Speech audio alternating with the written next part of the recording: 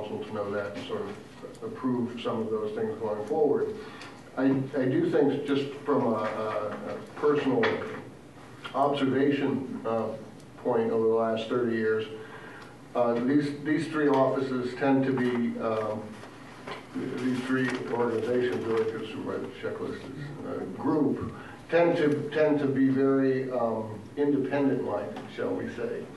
And having them separate and coming up with a separate budget usually works better than trying to get them to cooperate.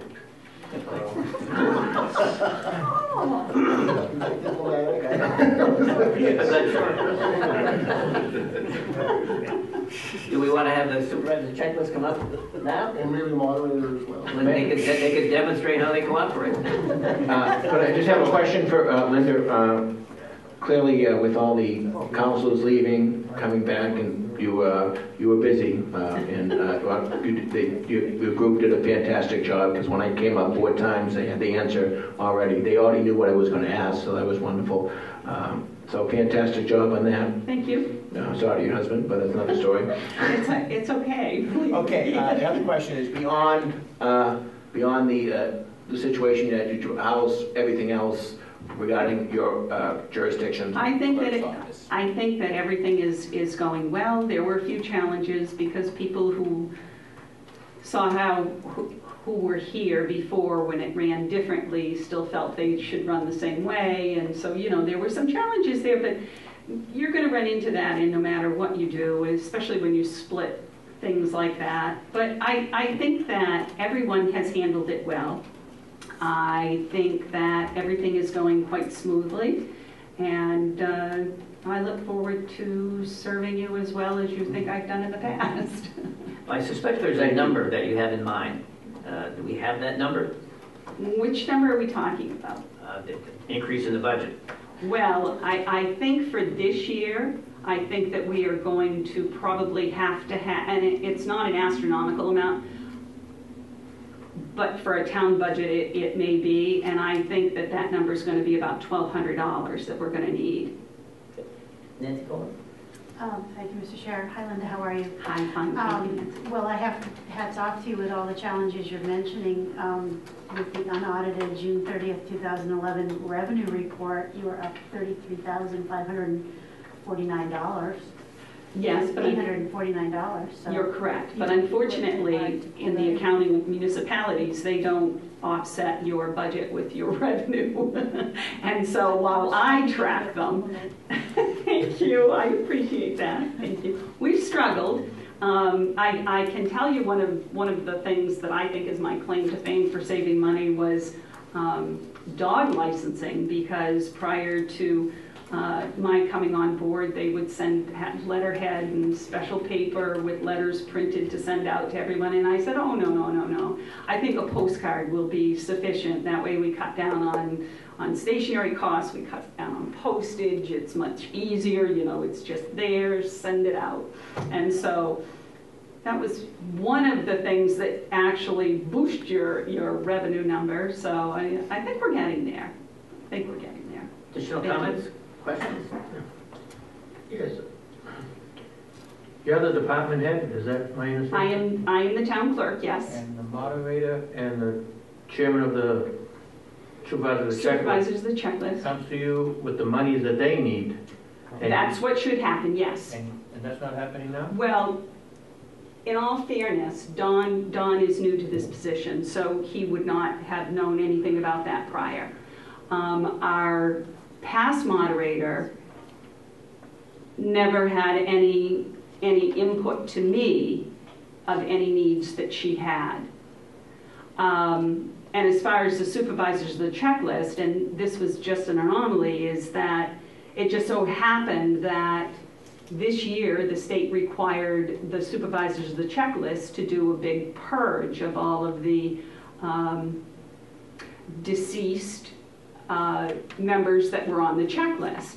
And so that required letters and postage to the tune of probably about $800, about $800, which for my size budget was a huge hit because I had no anticipation of it.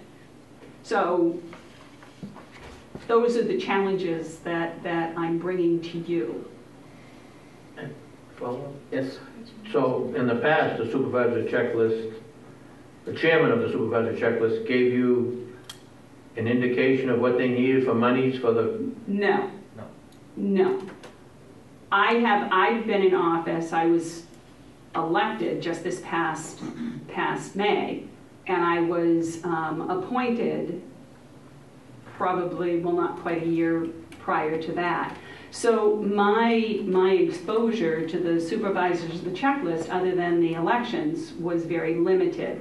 And I certainly had no inclination of what their needs were going to be, nor did they actually think about the impact. They just assumed that the money was there, that this was something that the state required, and that the funding would be there. So in all honesty, I don't think that anyone was trying to pull the wool over anyone's eyes, if you will. And I think perhaps what's happened in the past was there was a broader base for this to be absorbed if something like this came up that was unexpected.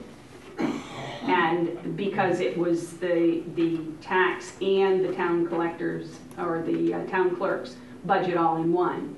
So I think that perhaps it was easier to be absorbed and unnoticed. Whereas when you break it out separately, and my budget is obviously much smaller than it would be if it was married with the tax collector, that it. Right. But Linda, I'm seeing some terrific things under your line items. I see 50% expended in the entire year. That would be true. So I'm worried about why you're so hard on yourself over $800 when at the end of the day you've only expended 50% of the budget. Because I'm an accountant and I have to take care of So issues. thank you for a wonderful job. Thank you. I appreciate that, Nancy. How Sure. hard you are on yourself. Mr. Lozat. I guess the question then is what do we need to provide Dr. Schenkel in regards to authority in which to seek a solution that best fits the budget procedure? I get the, please respond, but I get the impression what you're asking and you're suggesting, I think, to expend that additional $800, and I think we're going to have a recommendation from the moderator and the supervisor of the checklist. Is that correct? Yeah, and I'd like to hear what the number is. My understanding is, I think that we're talking about $1,200. We are. The 800 was the cost for the purge, and the additional $400 would be to help absorb the cost of the additional workers, poll workers that we're going to need at the primary. Should the budgets remain all in one, it's not going to be a problem for the election because now it's in the forefront. You know that we're in this planning stages of the budget, so that we would certainly have that conversation. Would it make sense to have the moderator and the supervisor of the checklist give their report and we deal with this as a package? Mm-hmm. Who would like to go first? Or you can all come up and shake hands and cooperate. Oh, we have actually, thanks to Dawn, we have actually had real meetings for the election board, which I was never even aware that existed before. We can all hold hands and sing Kumbaya. I don't think so. Thank you for giving us the opportunity to meet with you this evening and just to make you aware of some of the things that we've been up to. Why don't you introduce yourself for the record, please? Well, that's a good idea. Don Riley, I live on Harvest Drive, and I'm the town moderator. Thank you. I'll get to the budget issue last because I think it makes sense to do it that way. As you all know, Article 2.5 of the Charter created the Board of Elections in Hooksett. To Dr. Schenkel's comment, he's right. There are 3 groups, they're all elected, and yet there does not appear to be a single person with authority to make this work. It requires 3 groups of people working completely together to make this happen. I have responsibilities, Linda has responsibilities, Mike and the other supervisors have responsibilities, yet no one is really there with authority to direct traffic with the other two groups. So we met, officially met as a board early in October, and we met last night. We've had 2 meetings, and the great thing about this is that we are starting to get to know each other. We're starting to understand what the responsibilities are for each of the groups, and we're working together. And in fact, that's the only way the election can be conducted efficiently and accurately. That's an ongoing process. We will continue to meet as we see fit to meet. And certainly, just before the primary, we'll probably be in touch with each other almost on a daily basis. What isn't clear to us is that former boards of elections ever met. We can't find records. We haven't done an exhaustive search, but we can't find evidence of that. So this is new, appears to be new, and we want to make it work. We're committed to making it work. We don't have a playbook for Hooksett. We certainly have a playbook from the state and the federal laws in terms of running an election. But we're committed to not only making it work as a group, but making a playbook for Hooksett, so that when we get hit by a truck or disappear, the people that step in behind us won't have to recreate this same kind of atmosphere that we're trying to create. Last evening, one of the things that came out of the meeting was to try to research the historical financial impact of running an election and running town meetings for a full calendar year, so that we could accurately predict going forward what the costs are going to be. What's important here for all of us to recognize is that a great deal of what we do to run an election and to have a town meeting requires there's no discretion.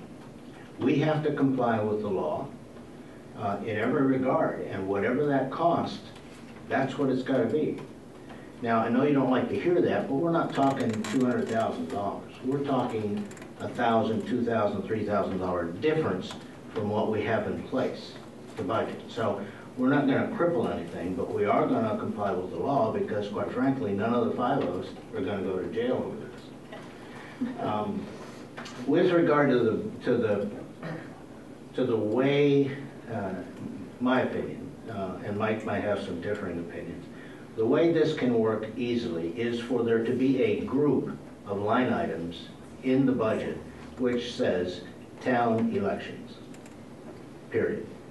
And we will create line items reflecting wages paid to poll workers, equipment needs, maintenance needs, the ballot box needs maintenance, should be done on an annual basis, those kinds of things. We'll create line items that make sense. We'll try to fill it with historical information, but more importantly, we'd like to go forward with that visibility. Not because any of us want to control it, but because all of us need to recognize what it costs to run an election and to run a town meeting for a full year. I think those are the comments that I really would like you to understand, and more importantly, understand what we're doing behind the scenes in public, because we meet in public, to make certain that Hooksett's elections are top-notch. And the budget number is? That's due on the 28th. We'll try to get it to you. Okay. Why don't we hear from the supervisor, the checklist, and then we'll open it up to questions. Yeah, Mike Horn.